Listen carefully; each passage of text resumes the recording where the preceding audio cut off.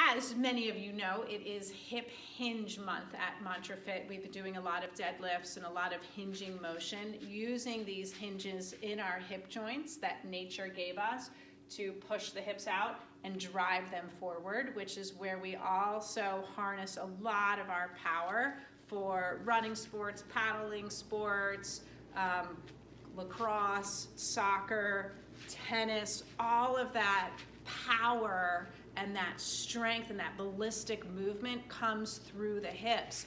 So in order to be able to really power efficiently through movement in life, and even, let's say, pick up an Amazon box and then put it up over here, we use our glutes, our hamstrings, and this hinging motion to protect our back. Instead of, oh, let me use my lumbar spine to pick up that heavy thing. That's gonna crush your back. So that's one of the reasons why the hip hinge movement is an essential part to our health and our daily living. When you come into the studio before a workout, especially knowing that you're going to be doing some hinging movement this month, highly recommend that you warm up with the good morning. And you can do it with TRX. I'm going to show you a way to use TRX. You can also use these weighted bars or PVC pipe. This bar is 12 pounds and just enough weight to kind of like help me pay attention, but nothing at all grueling. So in order to do a good morning, I'm going to really teach my body what that hinging movement is all about. I'm going to drive my hips back and keep a straight back, and then drive my hips forward into full extension. My erector spinae, which parallel my spine, are helping me stabilize. My hamstrings and glutes are engaged here, and then driving them forward using the glutes and hamstrings to help me go into full extension. And really also, motion is lotion for our joints, and so using those joints, using those hip joints, teaching them how to slide nice and comfortably.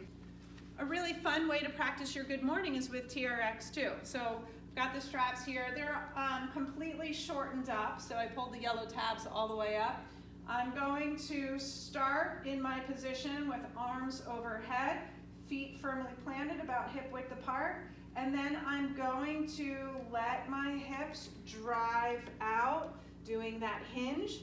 I'm not going to let my arms power me up. I'm really going to activate it through the hips. So I'm going to push my hips back in as my arms go back to that overhead, keeping tension on the straps the whole time. Again, drive my hips out using that hinging motion. Back is straight. And now not letting my shoulders take over, but generating that extension through the hips and then going into full extension.